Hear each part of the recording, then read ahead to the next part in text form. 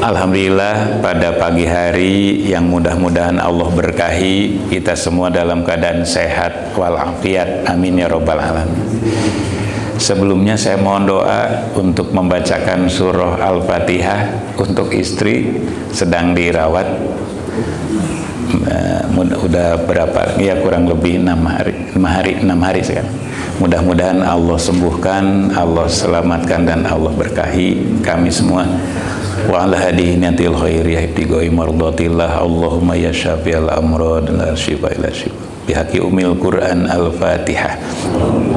A'udzu billahi minasyaitonir rajim. Bismillahirrahmanirrahim. Alhamdulillahi rabbil alamin. Arrahmanir rahim. Maliki yaumiddin. Iyyaka na'budu wa iyyaka nasta'in. Ihdinas siratal mustaqim. Siratal ladzina an'amta 'alaihim ghairil maghdubi 'alaihim waladdallin. Amin. Tos laminya sah tahun langkung. Sekarang kita sudah memasuki tahun baru 1447 Hijriah. Tidak terasa hidup ini karena saking betahnya kita di dunia sehingga lupa kita akan kembali kepada Allah Subhanahu wa taala lewat pintu yang disebut dengan kematian.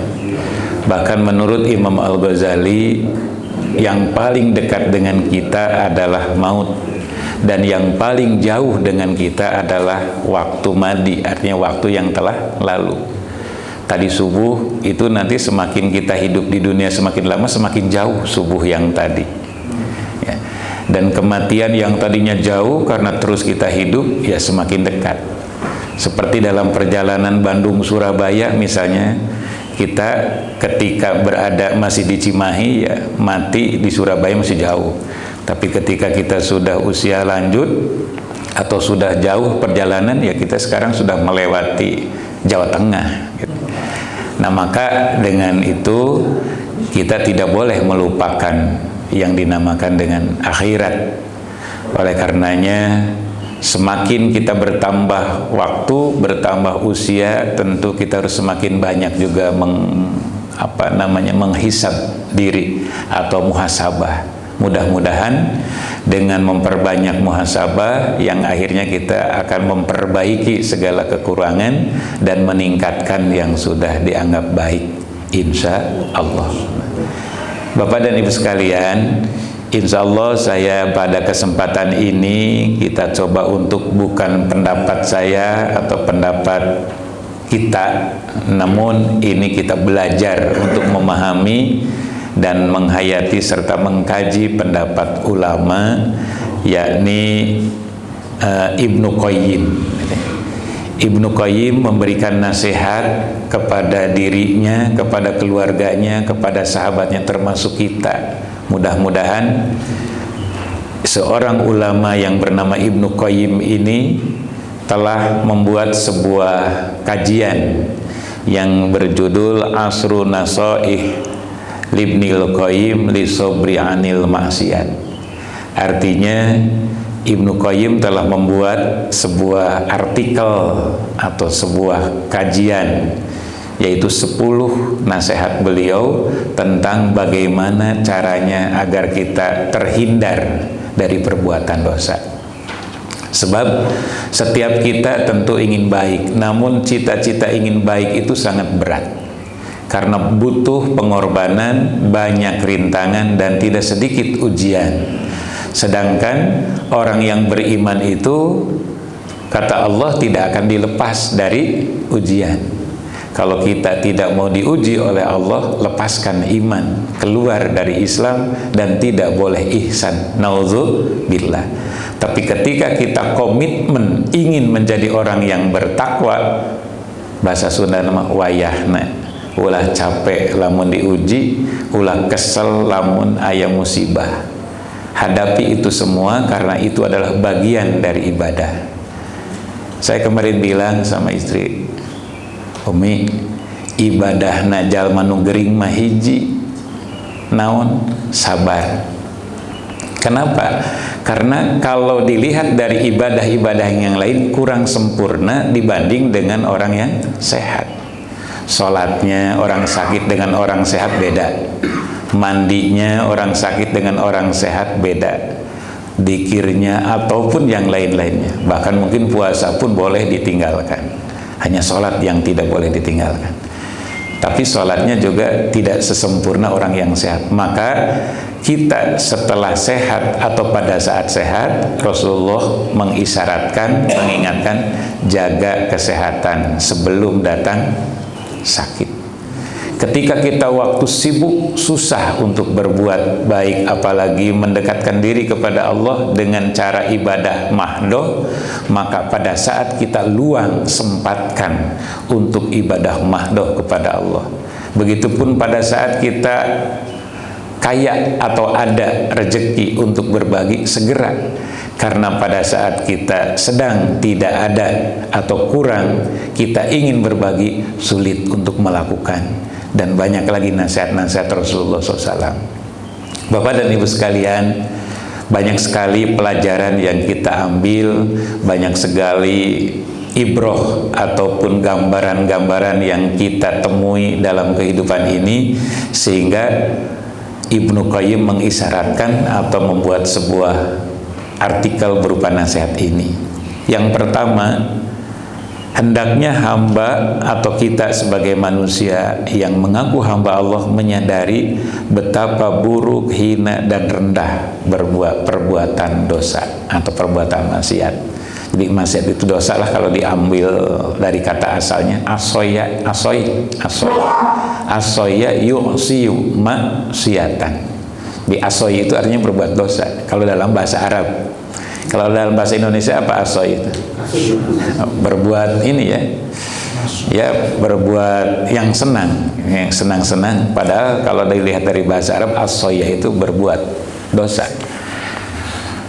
Maka ibu dan bapak tidak boleh bilang asoy ketika suami istri berdekatan, berpelukan, bermesra. Nggak boleh dibilang asoy, itu bukan maksiat, halal. Misalnya ada suami istri sedang duduk berdua bermesraan, bersengkrama, asoy, nggak boleh. Kenapa? Banyak maksiat. Justru halal.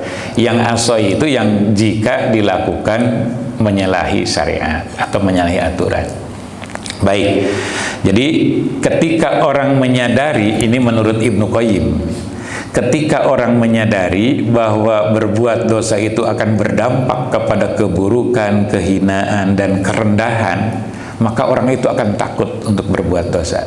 Tapi ketika orang itu merasa berbuat dosa itu tidak akan berdampak kepada keburukan, tidak akan berakibat kepada kehinaan, dan bahkan tidak akan berakhir dengan kerendahan, ya akan senang, bahkan merasa tidak salah ketika berbuat dosa sekecil apapun.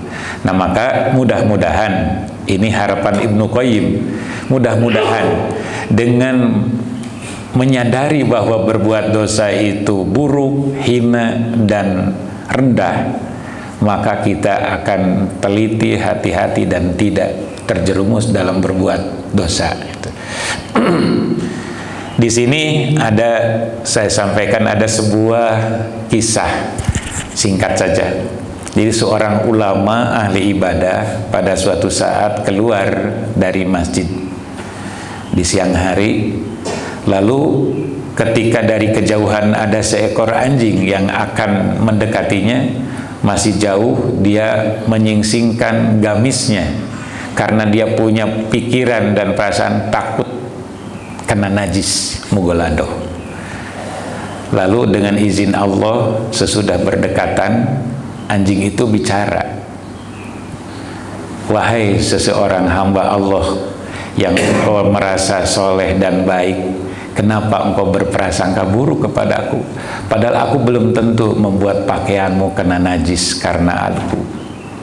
Dan jika pun engkau kena najis karena jilatanku, maka gampang untuk membersihkannya. Cukup dengan air 6 kali dan salah satunya 7 kali dan salah satunya campur dengan tanah. Itu cara mensucikan najis mugolado." Tapi kalau sekiranya hatimu, pikiranmu dan sikapmu kebencian sebelum sesuatu itu terjadi kepada diriku, sungguh akan sulit untuk membersihkannya. Tidak cukup dengan air, tidak cukup dengan tanah. Nah, ini sebuah pelajaran dalam kisah-kisah tertentu. Nah, maka seringkali kita berprasangka buruk sebelum keburukan itu terjadi. Nah, maka itulah yang akan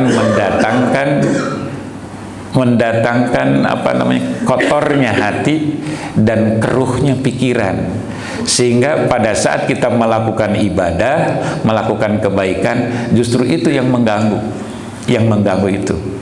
Jadi dina bahasa Sunda mah lain setan-setan teuing anu sok ngagoda ka urang, lain setan-setan teuing anu sok ngaganggu karena ibadah urang, tapi justru karena hati dan pikiran kita yang seringkali berprasangka buruk, itu yang akan mengakibatkan kurangnya dalam kehusuan dan keikhlasan dalam ibadah.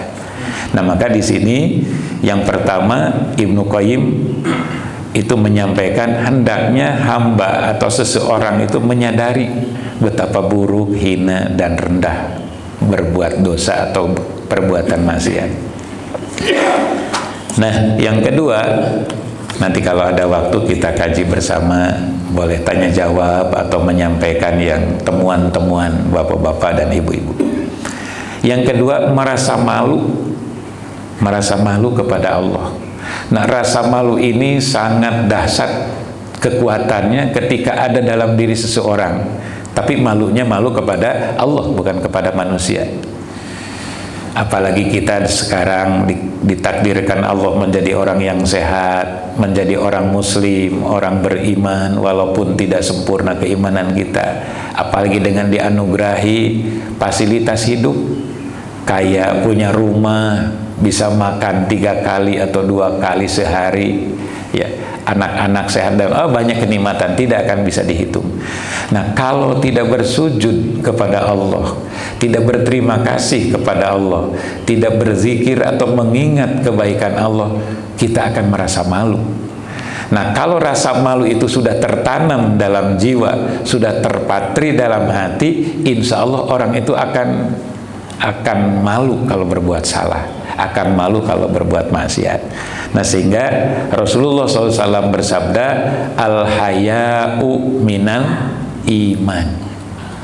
Banyak itu hadis. Nah, haya atau rasa malu itu bagian itu bukan berarti seperdua, sebagian ya, sebagian merupakan bagian dari iman.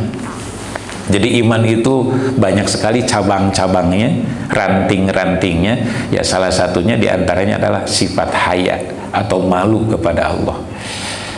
Jangankan malu kepada Allah, kalau kita ibaratkan malu kepada manusia saja, itu orang akan berbuat baik. Apalagi malu kepada Allah. Misalnya seorang anak malu kepada orang tua yang telah mengandung, apalagi ibu yang telah melahirkan, menyusui, membesarkan, mendidik. Malu kalau kita membentak orang tua, malu kalau kita menyuruh-nyuruh orang tua, malu kalau kita menyakiti orang tua yang begitu banyak kebaikannya tanpa hitung, tanpa pamrih. Ya, misalnya kalau kita pinjam uang sama orang tua, sok nagih tara Pak, mama artos nu kamari teh tos aya teh acan abdi peryogi. Tapi ketika orang tua ya, memberi kepada kita atau kita yang meminjam kepada orang tua jarang menanyakan dina naroskeun ge manawi tos aya. Intinya apa? Jasa orang tua saja itu tidak akan terhitung, kebaikan orang tua tidak akan terbalas, apalagi kebaikan Allah. Maka cara membalas kebaikan Allah, Allah menyuruh dalam Al-Quran, ahsin, berbuat baiklah. Jadi dengan berbuat baik Allah akan senang. Oh, berarti dia sudah mau membalas kebaikanku. Ahsin dalam Quran, kama ahsanallahu ilaika, sebagaimana Allah telah berbuat baik kepadamu. wala tabghi fasada fil ardi, dan janganlah berbuat kerusakan di muka bumi. Innallaha la yuhibbul mufsidin, sesungguhnya Allah tidak menyukai orang-orang yang berbuat rusak. Jadi orang yang berbuat rusak itu rupanya kurang malu kepada Allah. Karena kalau malu nggak mungkin berbuat rusak. Ya, berbuat rusak. Contohnya berbuat rusak secara material, yang merusak rumah orang lain, merusak jalan, apalagi merusak rumah tangga orang lain. Wah, ini lebih rusak lagi. Nah, maka dalam nasihat yang kedua, Ibnu Qayyim menyebutkan, tanamkan rasa malu kepada Allah supaya terhindar. Karena sesungguhnya apabila seorang hamba menyadari pandangan Allah yang selalu mengawasi dirinya dan menyadari betapa tinggi kedudukan Allah di matanya atau di mata hamba itu, dan apabila dia menyadari bahwa perbuatannya dilihat dan didengar oleh Allah, tentu saja dia akan merasa malu melakukan maksiat di hadapan Allah. Nah, itu yang kedua. Nasihat yang ketiga, senantiasa menjaga nikmat Allah yang dilimpahkan kepada seorang hamba dan mengingat-ingat perbuatan baik Allah kepadanya atau kebaikan Allah kepadanya. Nah, jadi dengan banyak menyadari bahwa nikmat yang kita dapat ini semua dari Allah, bukan hasil kerja kita. Walaupun secara zahir kita bekerja. Kalau baik tulisannya atau karya ilmiahnya, jangan sekali-kali bahwa karya ilmiah kita lah yang terbaik dan itu hasil nulis dan hasil pemikiran saya. Itu tidak bisa kalau tanpa pertolongan Allah. Kalau merasa seperti itu bertentangan dengan kalimat la haula wala quwata illa billah. Di situ ada kalimat exceptional word, ada kata illa, itu disebutnya istisna, harful istisna. Huruf yang mengecualikan. Berarti kita tidak ada apa-apanya dan tidak punya apa-apa ketika tidak bersandar kepada Allah. Maka sering-seringlah kita membaca surat Al-Ikhlas, karena di situ ada kalimat Allahus Somad. Kita adalah Abdul Somad. Kita semua ini Abdul Somad, tapi bukan Ustadz. Kita ini Abdul Somad. Kita ini hamba Allah yang memberi perlindungan, yang menjadi tempat bergantung. Nah, maka semakin banyak kita mengucapkan Allahus Somad, Allah senang. Oh, ini berarti hambaku yang selalu mengingatku, yang selalu meminta bantuanku, yang selalu memohon pertolongan. Itulah rahasia, salah satu di antara rahasia kenapa orang tua, ulama-ulama dulu, guru-guru kita dulu seringkali kalau ingin hajat terkabul baca Al-Ikhlas. Tapi orang mah Al-Ikhlasnya dina sholat dina sholat. Nah, jadi Al-Ikhlas itu memang sungguh banyak ininya, rahasia-rahasianya. Salah satunya adalah ayat Allahus Somad. Allahus Somad. Nah, jadi yang ketiga ini, kalau orang sudah merasa dirinya diberi nikmat oleh Allah dan menyadari apapun yang ada dalam dirinya, dalam keluarganya, dalam lingkungannya itu adalah anugerah dari Allah, dan kesenangan, kegembiraan, kebahagiaan, ketenangan itu adalah pemberian Allah, maka orang itu akan selalu mengingat kebaikan Allah dan akan malu atau jauh dan menghindar, tidak akan melakukan sesuatu yang dibenci Allah. Yang keempat, merasa takut kepada Allah dan khawatir tertimpa hukuman dari Allah atau sanksi dari Allah. Dalam Al-Quran itu ada dua ayat yang sering kita sebut dengan istilah wa'ad dan wa'id. Itu sering kita temui dalam ayat-ayat Al-Quran, yang Allah itu satu ayat wa'ad, satu ayat berikutnya wa'id. Atau di ayat yang lain, di surat yang lain wa'ad, di surat yang lain, di ayat yang lain wa'id.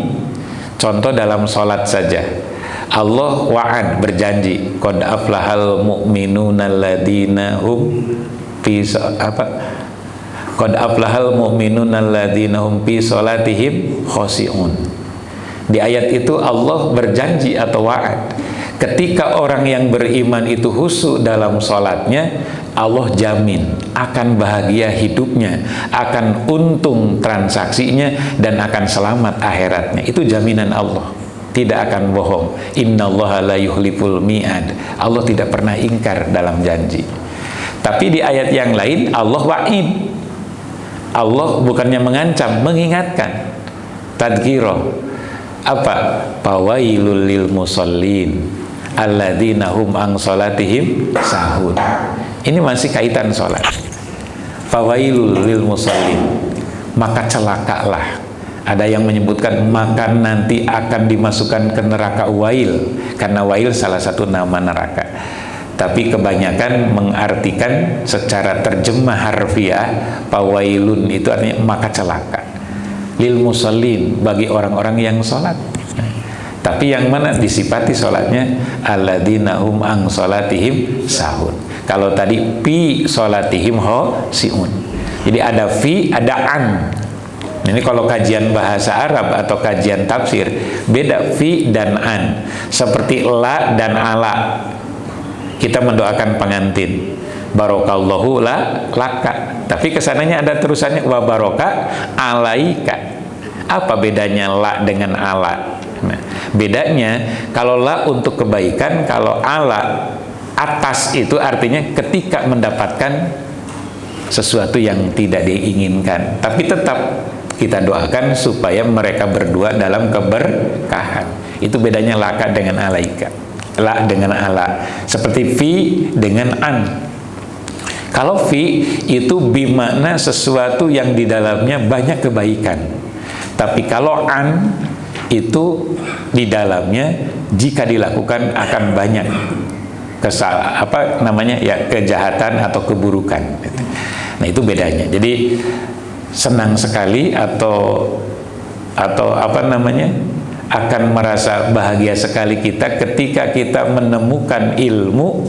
Dengan ilmu bahasa itu akan menambah wawasan Al-Quran sehingga merasakan betapa hebatnya Al-Quran. Maka mudah-mudahan di sini ada kajian bahasa Arab ya, ada tafsir. Nah, mudah-mudahan dengan belajar bahasa Arab, dengan belajar tajwid, tafsir, tarjamah, ini akan menambah kecintaan terhadap Al-Quran. Insya Allah orang yang cinta Al-Quran nanti akan menjadi keluarga Allah di akhirat, akan menjadi syafaat Al-Quran bagi pembacanya. Bahkan Rasulullah menyabdakan atau bersabda, khairukum man ta'alamal Quran wa 'allamahu. Di antara kamu ada yang baik, ada yang lebih baik. Nah, yang lebih baik itu adalah orang yang mau belajar dan mengajar Al-Quran. Itu dikhususkan.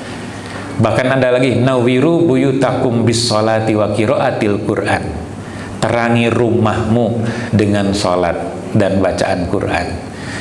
Nah, maka di sini bukti syukur kita atas nikmat Allah itu salah satunya memperbanyak baca Quran, memperbanyak zikir, memperbanyak ibadah dan yang lain.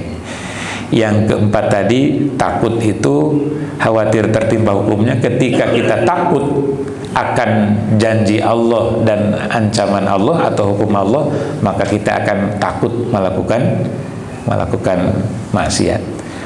Yang kelima, mencintai Allah. Karena seorang kekasih tentu akan menaati sosok yang dikasihi. Ini rumus cinta. Jadi cinta dan mencintai itu membutuhkan pengorbanan dan juga membutuhkan kesetiaan dan membutuhkan yang lain-lain. Nah, dalam cinta kepada Allah ini adalah ketika Allah mengajak, ketika Allah menyuruh, ketika Allah memerintah, maka orang yang mencintai Allah itu akan menyambut dengan senang. Kumaha we urang diajak ku jalmi anu dipika cinta. Misalnya suami mencintai istri, istri mencintai suami. Ketika suaminya ngajak belanja, ibu senang gak bu? Mama, orang belanja yuk, bapak gaduh rezeki. Bunga teh. Atau misalnya suami ketika datang kerja, pulang kerja, datang ke rumah, "Pak, makan yuk, mama sudah menyiapkan masakan kesenangan papa." Senang nggak? Nah itu antar hamba, antar manusia. Tapi bukan berarti Allah ingin diperlakukan seperti manusia. Ini untuk kita, karena Allah tidak rugi. Walaupun manusia tidak ada satu pun yang ibadah, taat, Allah nggak rugi. Dan Allah juga tidak begitu senang dan bangga ketika hambanya dekat dengannya. Tapi kedekatan dan kejauhan seorang hamba itu kepentingannya bukan untuk Allah. Hanya kita harus karena Allah. Hasilnya untuk kita sendiri. Syukur untuk kita, kufur juga ya untuk mereka yang tidak syukur. Intinya adalah kecintaan kepada Allah itu akan menghindarkan kita berbuat salah, berbuat dosa. Contohnya seorang suami yang mencintai istri, dia akan takut dan menghindari diri untuk menyakiti istri. Begitupun istri yang mencintai suami, dia tidak akan melakukan sesuatu yang sekiranya mengecewakan suami. Intinya, cinta itu sangat dahsyat, baik sesama, apalagi kepada Allah Subhanahu wa Ta'ala. Sekarang barusan kita sholat subuh, masih mengharapkan nggak datang sholat yang lain? Nah, ketika mengharapkan kedatangan sholat, karena di dalam sholat di situ ada curhat dengan Allah, ada permohonan dengan Allah, ada merasa kedekatan dengan Allah, maka orang itu akan selalu ingin sholat. Walaupun bukan berarti meninggalkan yang lain, hanya pada saat sholat dia itu sangat senang. Ketika datang azan senang, ketika ada sholat berjamaah segera ingin mengikutinya. Jadi ada kesenangan tertentu, itu dasarnya kecintaan. Tapi kalau tidak cinta kepada Allah, rasanya enggan untuk mendekati sholat, untuk mendekati majlis ilmu, majlis taklim, atau majlis dzikir dan majlis yang lain, majlis kebaikan. Kenapa? Kurang ada kecintaan. Ibu ditinggal suami seminggu atau 2 minggu karena kerja di luar kota, apalagi di luar Jawa. Ada kerinduan nggak ibu? Nah, kalau ada kerinduan, itu adalah benih-benih cinta, ada kecintaan. Tapi kalau nggak ada cinta, alhamdulillah ditinggalkan salaki bebas. Nah itu, ketika tidak ada perintah Allah yang mewajibkan, orang yang kurang cintanya merasa bebas. Contoh bulan Ramadan, ketika Allah perintahkan puasa dan kita melaksanakan puasa serta kebaikan-kebaikan selama Ramadan, begitu pisah dengan bulan Ramadan, ada nggak kesedihan? Duh hayang Ramadan deui, duh hoyong taraweh deui, tapi datu menang taraweh Syawal. Jadi ada kerinduan setelah berpisah dengan bulan yang dicintai, ibadah yang dicintai, ataupun keadaan yang dicintai. Nah, maka tanamkan kecintaan kepada Allah. Insya Allah orang yang ada cinta besar dan kecilnya, tipis dan tebalnya keimanan kepada Allah, ya salah satunya tergantung kecintaannya kepada Allah. Yang keenam, menjaga kemuliaan dan kesucian diri, serta memelihara kehormatan dan kebaikan yang telah diberikan Allah. Alhamdulillah kita dilahirkan dari orang tua yang mukmin muslim. Alhamdulillah kita ditempatkan di lingkungan yang mereka pun senang berbuat baik.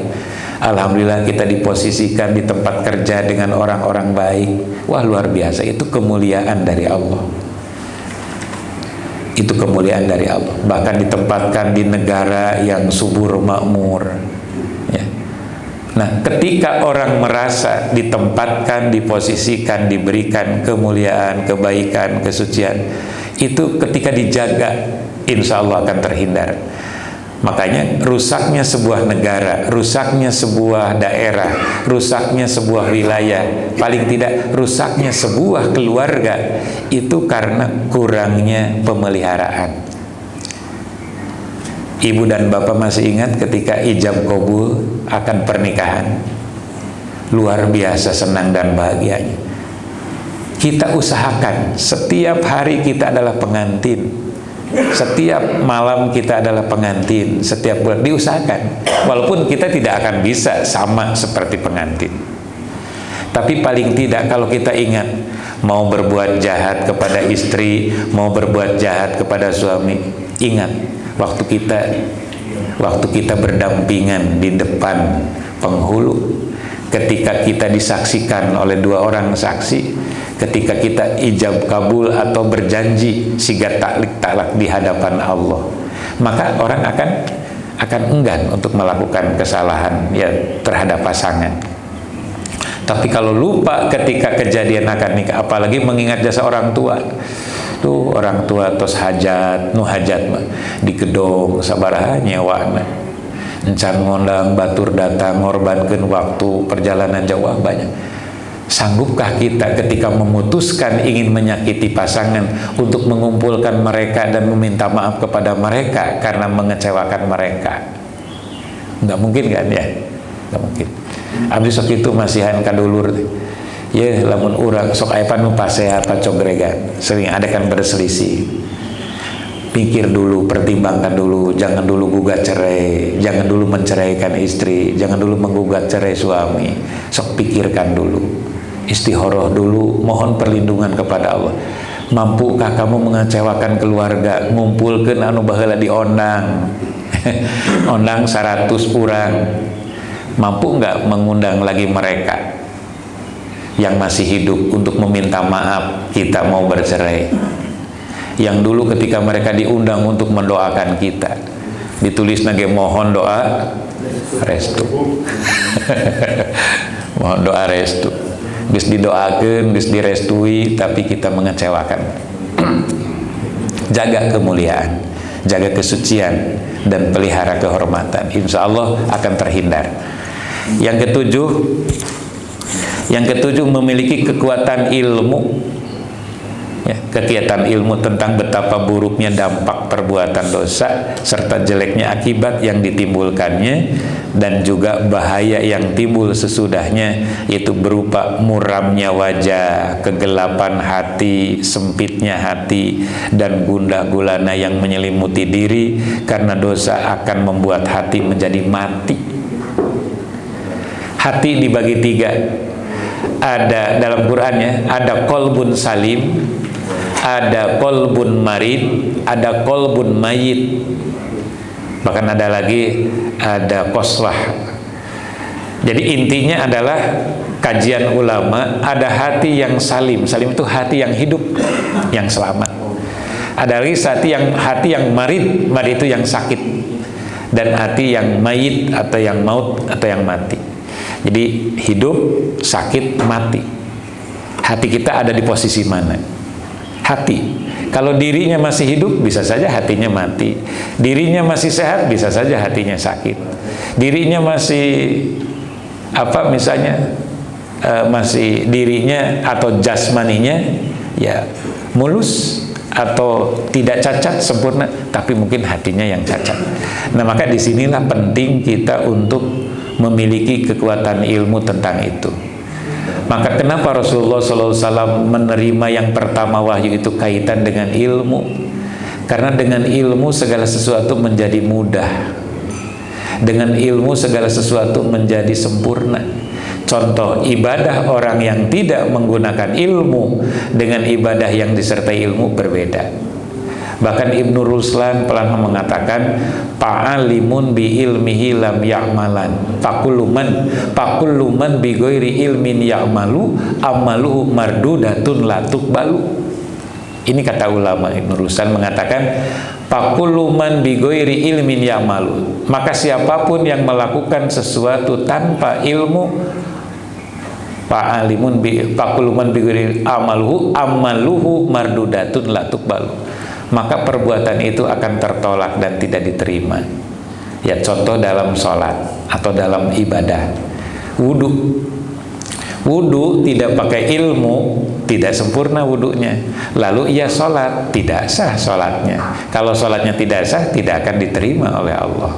Nah, maka ilmu sholat, ilmu wudu, ilmu toharoh, ilmu bersuci itu wajib ain dipelajari. Akidah, kita ibadah tapi dalam hati kita tidak menyadari bahwa Allah sebagai Tuhan, apalagi tidak mengakui Rasul sebagai Nabi terakhir, Nabi Muhammad Nabi terakhir, dan rukun iman yang lainnya, maka tertolak ibadah itu. Maka wajib kita belajar ilmu tauhid, wajib kita belajar ilmu fikih, dan wajib kita belajar ilmu akhlak atau ilmu tasawuf. Kenapa? Karena pilar pokok dalam Islam itu 3, iman, Islam, dan ihsan. Itu harus disatukan dalam diri, 3 in 1. Iman, Islam, ihsan harus menyatu dalam jiwa raga. Nah, maka yang ketujuh ini, ilmu itu sangat penting. Ilmu, banyak hadis tentang ilmu, bahkan banyak ayat juga tentang harusnya kita memiliki ilmu. Bahkan Allah berjanji, yarfa'illahu alladina amanu minkum waladina utul ilma darajat. Orang yang beriman dan berilmu, insya Allah ketika orang itu mengamalkan iman, mengamalkan ilmu, Allah berjanji orang itu akan diangkat derajat di sisi Allah. Sebaliknya, orang yang tidak memelihara iman, kurang mempelajari ilmu, apalagi meninggalkan iman dan meninggalkan ilmu, walaupun di dunia mendapatkan posisi tinggi, tapi di hadapan Allah rendah dan hina. Nauzubillah. Yang ke-8 adalah memupus buayan angan-angan yang tidak berguna. Bahasa Sundana mana? Seueur ngahayal, ngalamun anu teu puguh gitu. Ari ngalamun anu puguh mah sae. Mun boga duit hayang sedekah eta mah sae. Ngan ari geus boga duit poho. Nah, jadi boleh kita ngalamun, tapi yang dalam istilah itu bukan ngalamun, tafakur. Lamun ngalamun ngahayal. Mun baheula teh nya rumah tangga teh ulah jeung si eta meureun moal sangsara. Mun baheula teh maot atuh keur orok meureun ka surga. Mun wah kumaha. Tah anu sae mah nya itu akan mendatangkan dosa, itu akan mendatangkan dosa. Banyak khayalan, banyak pikiran, banyak angan-angan itu. Yang bagus itu cita-cita atau harapan. Dalam istilah agama itu roja. Kalau roja itu harus, itu perbuatan. Roja itu berharap. Ya Allah, berikan kepada kami kesehatan sehingga kami kuat dalam menjalankan ibadah sholat. Ya Allah, berikan kepada kami rezeki sehingga kami ingin menunaikan ibadah haji. Jadi boleh itu berharap namanya kepada Allah. Roja itu boleh dan dianjurkan. Yang ke-9 adalah hendaknya menjauhi sikap berlebihan dalam hal makan, minum, dan berpakaian. Ini Ibnu Qayyim itu tidak menyebutkan semua, hanya 3: makan, minum, pakaian. Ini mungkin perlu dikaji. Seperti Allah menyebutkan kulu mafil ardi halalan thayyiban. Makanlah apa yang ada di bumi yang halal dan baik. Tidak makanlah, berpakaianlah, punya rumahlah, punya mobil yang baik, enggak. Makanlah. Kenapa? Karena dari makan dan minum saja, ini pengaruhnya sangat besar terhadap yang lain. Makanan dan minuman haram masuk ke dalam perut melalui mulut, terus menyebar ke seluruh anggota tubuh. Itu diyakinkan, dipastikan anggota tubuhnya akan terpengaruh oleh darah, daging, urat, saraf yang haram.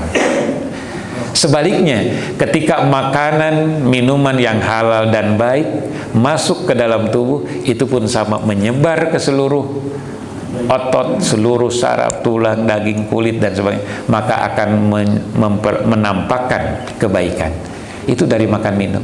Sehingga Ibnu Qayyim menitik beratkan kepada jangan berlebihan makan, minum, dan berpakaian. Ini akan mendatangkan dosa. Apalagi berpakaian. Ibu wantun teu ka jalan nganggo pakaian anu tembus pandang. ibunya dosa, yang melihatnya juga dosa. Cuma yang melihat dosanya sedikit. Kenapa? Da moal ningali lamun teu anu kitu. Jadi anu dosa pertama anu kitu. Masih ingat itu kata siapa, Ustadz siapa ya? Dasan ya. Ibu tolong, ibu-ibu gadis-gadis yang cantik-cantik. Saya ini sudah berusaha dari rumah menjaga mata, tapi datang ke sini kok kalian tidak bisa menjadikan saya tidak melihat. Jadi intinya begitu ya. Jadi ada sebab, ada penyebab, ada akibat. Maka peliharalah sikap kita dalam hal apapun, intinya paling tidak makan, minum, dan berpakaian. Sebab ketiga unsur inilah akan mendatangkan kita dan mendatangkan orang lain untuk berbuat dosa. Yang terakhir adalah kesimpulannya merangkum sebab-sebab di atas, yaitu ini sikap. Kalau yang ke-10 ini ya menjaga sikap kekokohan iman, atau yang tertanam juga kita menjaga kekuatan dan kebeningan hati atau kebersihan sikap dan pikiran, sehingga betul-betul kita mau dan mampu untuk menghindari perbuatan itu. Itu saja yang dapat saya sampaikan. Dan ada sebuah kisah singkat terakhir. Ini hubungan seorang murid dan guru. Imam Syafi'i rahimahullah punya murid namanya, lupa namanya siapa ya namanya.